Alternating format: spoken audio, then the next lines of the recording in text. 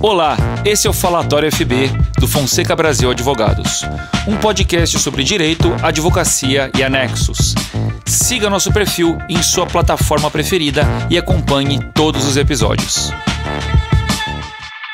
Olá, amigos do Fonseca Brasil. Estou aqui de novo, Jean Cimei, com Eduardo Brasil, Gustavo Fonseca, Adelvan Olivério e uma presença especial, Edson Arruda, que hoje é coordenador jurídico do Civil do Escritório e atuou durante muitos anos como gerente jurídico do Grupo Extrafarma, que hoje é controlado pelo Grupo Ultra. E o tópico de hoje é a figura do gerente jurídico. Qual é a função dessa pessoa e, principalmente, a distinção. Como é a advocacia num escritório, como é a advocacia numa empresa, como funcionam essas duas feições. Veja, o advogado, na verdade, quem está querendo se pautar, querer ser advogado durante a faculdade de Direito, tem essas perguntas. Ok, eu tenho um concurso público e tenho também advocacia. E na carreira de advocacia eu tenho uma gama bastante variada de possibilidades. Então, Edson, muito obrigado pela presença e eu gostaria de lhe ouvir nesse particular momento. Me diga qual que é a diferença entre advogar para uma empresa e advogar para um escritório. Olá, agradeço o convite. É um tema bem interessante porque muitas pessoas não sabem realmente essa questão da carreira na advocacia. Então, você tem a possibilidade de advogar de forma autônoma, né, de ser associado ou sócio de um escritório de advocacia. E tem o que a gente chama de advocacia corporativa, o advogado interno de uma empresa, que ele atua como empregado em regime de CLT dessa empresa, e ele tem a função de fazer a gestão desses processos.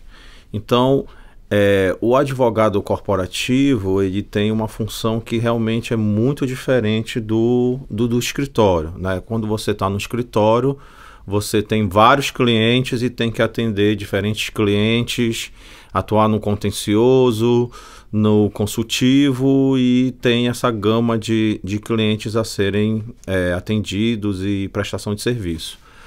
Na advocacia corporativa, você tem como se tivesse apenas um cliente, né, que é o seu empregador, que é a empresa que você atua.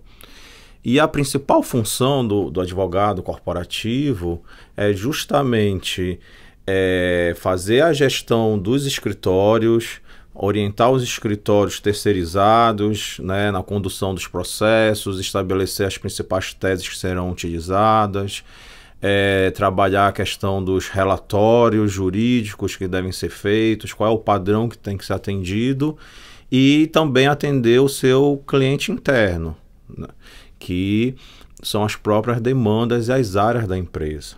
E uma coisa que é muito importante do advogado corporativo é ele entender que ele tem que viabilizar, ser um facilitador para que o negócio da empresa ele ande, ele rode, né? Ele não pode ser um ofensor de estar sempre impedindo e ter uma postura jurídica conservadora do negócio ele não conseguir se desenvolver. Edson tocou num ponto importante. Tu foi gerente jurídico no grande grupo aí nacional de varejo farmacêutico, da Extrafarma.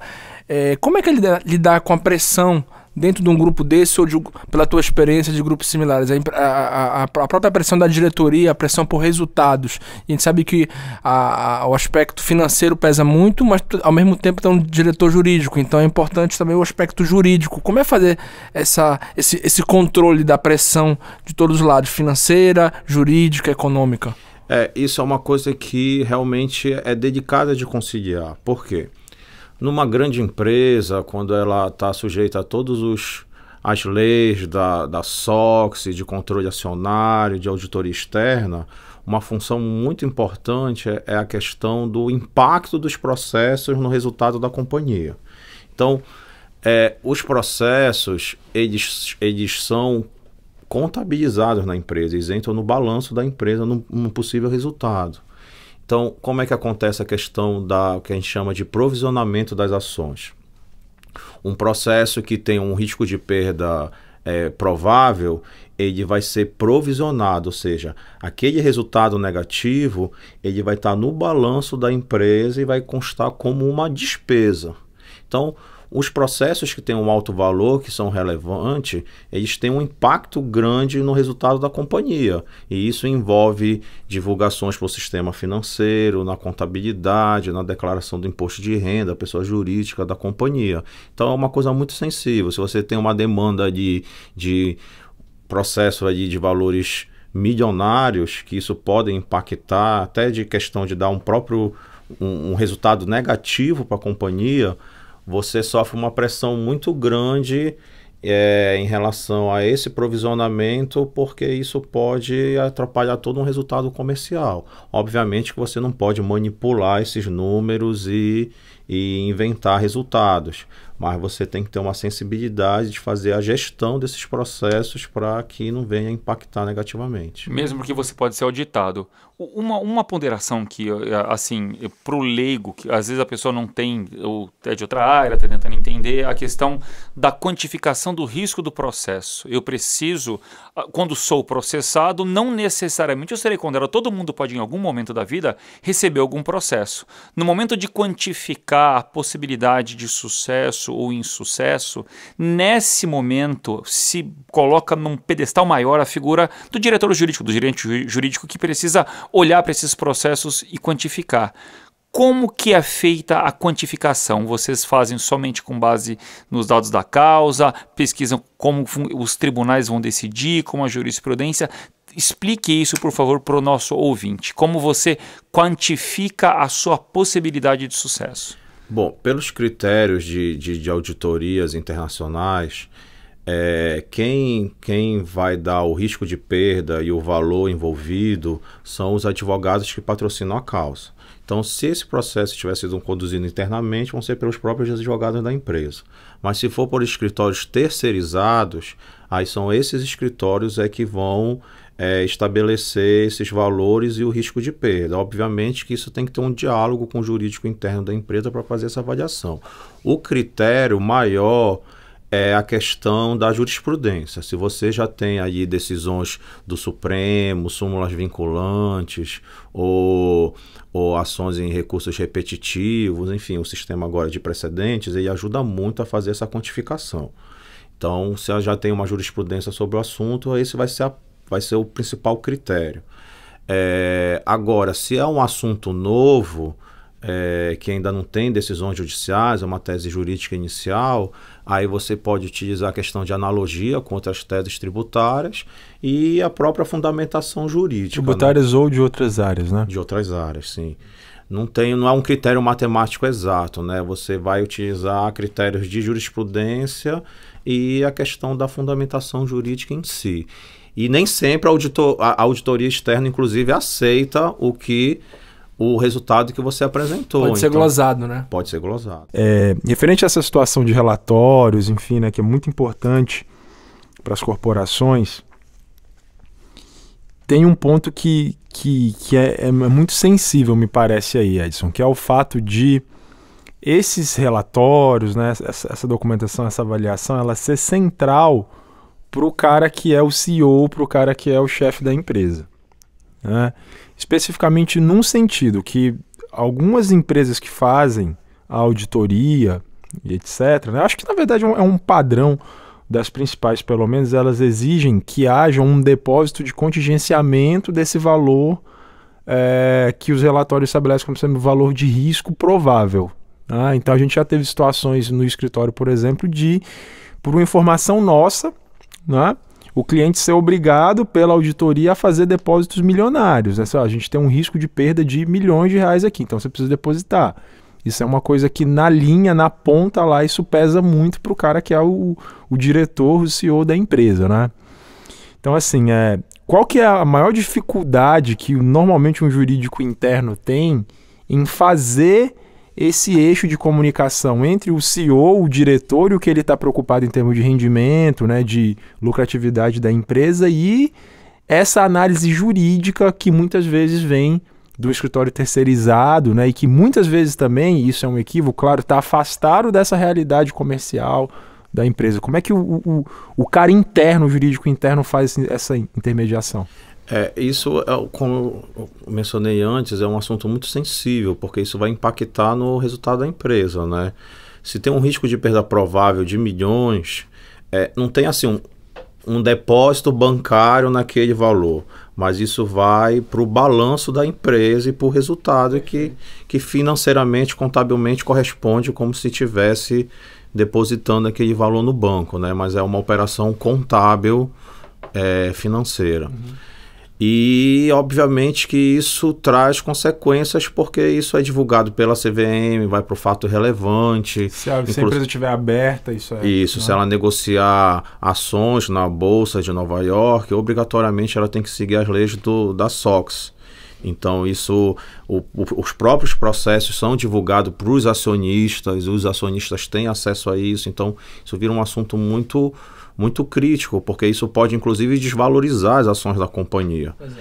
E isso também impacta internamente, né? No bônus, né? Do diretor, do presidente, dos gerentes. Então, isso envolve ali assuntos comerciais, corporativos, mas também pessoais. E aí o diretor jurídico e o próprio escritório terceirizado, ele sempre sofre uma pressão muito grande para tentar fazer isso de uma forma que impacte o menos possível nesses resultados, nessas provisões. Mas, obviamente, como eu comentei, isso pode até ser feito, mas desde que não haja nenhum tipo de fraude, nenhum tipo de situação que mascare a situação. Até mesmo porque hoje, com a questão da lei anticorrupção, essas leis atuais, o gestor ele pode ser responsabilizado pessoalmente por qualquer tipo de informação. Mas é um assunto delicado. Muito relevante. Primeiro, desculpa pelo espirro aqui enquanto eu estava explicando. E segunda, o que leva um diretor jurídico a contratar um escritório de advocacia ou um advogado, além dos belos olhos dos advogados? Por exemplo, se tu me olhar aqui e tu falar, pô, Eduardo, eu vou te contratar. Ou não, tudo bem. Vou olhar pro Jean assim, um cara cabeça branca, paulista, perdeu 10 quilos. O que leva? Qual é o critério que vai diferenciar eu contratar um escritório ou não contratar um escritório? Isso é uma pergunta bem interessante. Para uma grande empresa, ao contratar um escritório, vários critérios são levados em consideração. Obviamente que o que mais pesa é a competência dos advogados em conduzir esses processos e trazerem bons resultados para a empresa. Mas só isso não é suficiente. Porque como tem todo esse processo pesado nas empresas, principalmente que são SAs de capital aberto, tem esse processo pesado aí de auditoria, é muito importante que o escritório também seja organizado administrativamente. Às vezes um problema de relatório, né, com um número errado que vai ser provisionado e que vai para o resultado da companhia, pode ser mais estressante do que um advogado, por exemplo, perder a causa, né, ter uma decisão desfavorável. Então essa questão ali da organização administrativa, da gestão, ela é fundamental na contratação de um escritório. Eu já cheguei a rescindir contratos quando eu era gerente jurídico, porque os escritórios não atendiam o padrão de relatório, não enviavam as informações num tempo hábil. Então isso é tão importante quanto ter bons resultados no processo. Edson, um dos grandes pontos da advocacia, do advogado interno, do diretor jurídico, é que tem alguém que saiba as especificidades da empresa. Às vezes eu estou numa empresa de venda de produtos farmacêuticos, de medicamentos, e eu preciso de alguém que entenda a operação em todos os seus detalhes. E aí isso funciona, os efeitos são muito efetivos, só que você tem uma gama de vários outros problemas ambientais, penais, civis, societários, e o ponto é, qual que é o critério de terceirizar ou não? O que é terceirizado, o que não é terceirizado? Qual que é o foco principal? O que a empresa quer manter dentro de casa? O consultivo, ele é a principal demanda no advogado interno da empresa, no advogado corporativo, porque ele conhece melhor do que ninguém a realidade da empresa, a legislação pertinente, inclusive os problemas que ela possui. Então, essa área de consultiva, ela é a que mais demanda, né? Muito as áreas da empresa, o comercial, o regulatório, financeiro, contábil, então eles demandam muito isso para o advogado interno. Só que algumas situações são mais complexas, que aí é sempre bom você ter uma espécie de segunda opinião. E aí você encomenda um parecer, uma nota técnica para o escritório. Já o contencioso, a praxe é que o contencioso todo ele seja terceirizado, né, para o escritório. Até mesmo porque isso envolve audiência, a realização de prazos, e o advogado interno ele está mais numa função de gestor do que de ponta, né, de operacionalizar essa questão aí do contencioso. Então, via de regra, muito do consultivo, defesas administrativas ficam para os advogados internos. Já mais assim, essa parte do contencioso, pareceres ou notas técnicas mais complexas, via de regra você passa isso para os advogados terceirizados. E até para não perder aqui a pergunta que estava no ar antes lá, pode revelar a verdade. A pergunta dele assim, ela é capciosa, mas ela é o fim de todo o percurso que a gente está levando até agora. É mais difícil transferir a responsabilidade enquanto jurídico interno ou enquanto escritório terceirizado. E eu não estou aqui também tentando atribuir isso de uma maneira aqui pejorativa, né? Não. Assim, você olhando sob o olhar do jurídico interno e olhando sob o olhar do escritório terceirizado, e a gente sabe que sempre há um jogo aqui de batata quente, porque querendo ou não, tá todo mundo transferindo o problema um pro outro ali no dia a dia, e eu queria que tu fizesse uma análise aí sobre essa situação. É muito mais fácil no jurídico interno você responsabilizar o escritório terceirizado. Porque troca, né? Rescinde o contrato e tchau. Você rescinde o contrato, é que nem técnico de futebol, né? É mais fácil trocar o técnico do que o time. No jurídico interno, você tem um relacionamento com a diretoria da empresa. Então, eles confiam muito mais em você do que no escritório terceirizado. Então, se você disser que a culpa é do escritório terceirizado... Salva exceções. Salva algumas exceções, é sempre mais fácil transferir. É que nem no escritório. Você sempre vai dizer que a culpa é do estagiário. Né? Você nunca faz a besteira. Quem faz a besteira é o estagiário, no escritório terceirizado. Ao ouvinte, remetemos o nosso segundo podcast sobre estagiário, que conta a verdade e desvenda essa fala do nosso coordenador Edson a fundo. Remetam, subam o link. E no jurídico interno, na última análise, teve uma cagada muito grande, foi o escritório que fez. Então tu gosta de batata quente, né? Tu largou um grande grupo e veio para trabalhar no escritório, por quê? Uma pergunta maldosa um pouquinho aí. Uma sexta-feira. Bom, eu acho que a gente tem que sempre estar buscando novos desafios, né? E a gente tem que estar sempre com a mente aberta. Eu nunca, apesar de gostar muito de atuar na área corporativa, eu já tive também outras experiências em escritórios terceirizados. E o projeto do Fonseca Brasil é um projeto que me interessou. Eu acho que é um escritório que em pouco tempo será o maior escritório da região norte, caso já não esteja lá.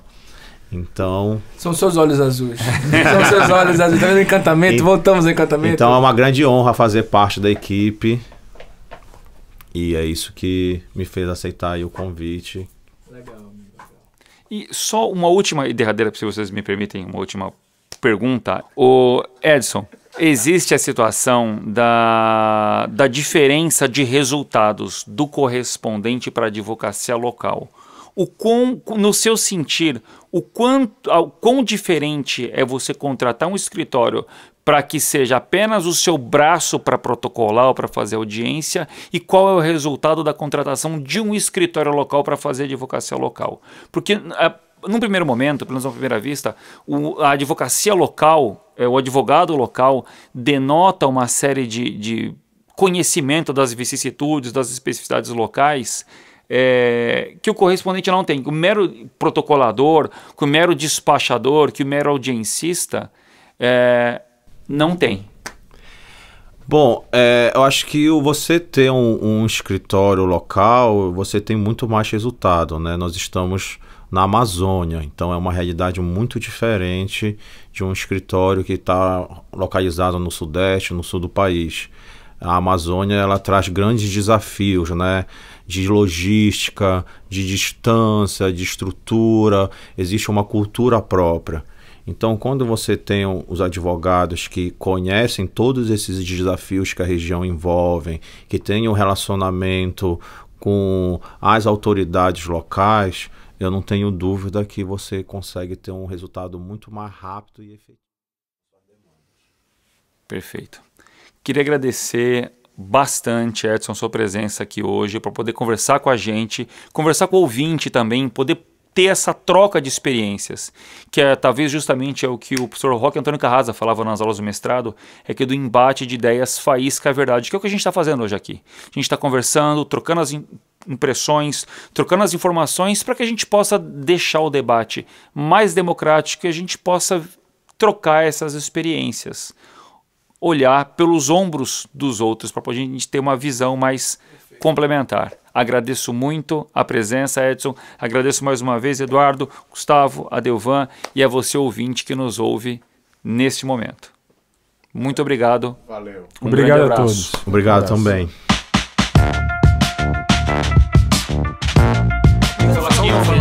Falatório, FB.